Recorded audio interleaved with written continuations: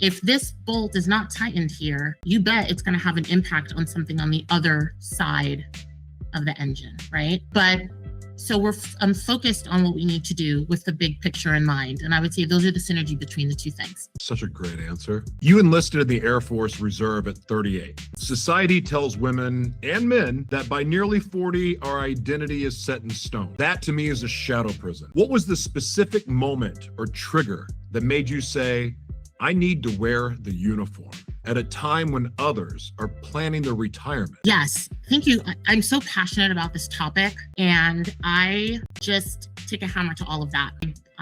It does not apply to me, and everyone should believe that does not apply to them as well. These are fake things that are created to limit people. I don't know who's creating it. We just all kind of grow up and then we hear about it, and it's just this narrative that's been going around. I don't know where it started. I don't know whatever, but I just don't pay any attention to that whatsoever.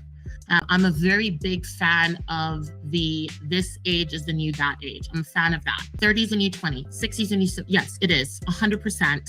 You are the age that you feel. And for me, in many ways, I'm thinking, I probably could have joined even later because of how I feel. But I'm glad I was able to join before the cutoff, which is 39. And I joined because that was in a time when I had already come back from Sierra Leone. So I enlisted in August of 2020, and I had finished grad school as well. So I was in this, and then COVID came and lockdown came.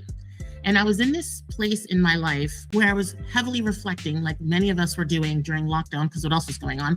I was very much reflecting on a lot of things in my life at that time. And I'm grateful for that time to be able to sit and think, oh my gosh, wait, the whole world is shutting down. There is no job right now that I can go do, or anyone can go do. What happens if at that time I was doing in-house work for an agent, for a company in the marine space.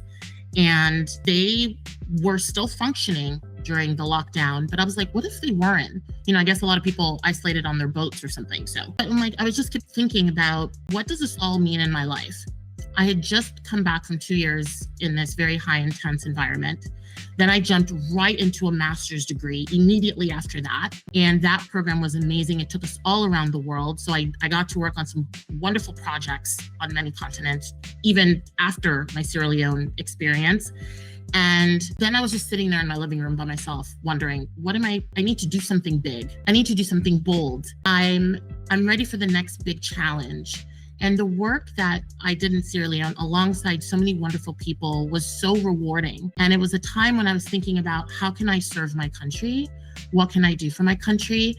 All throughout high school and my childhood, I volunteered for a lot of organizations. I did Habitat for Humanity. I did a lot of things. So being of service is really part of my childhood. And sitting there in my living room that one afternoon, I was really thinking about and this was around January, February of 2020.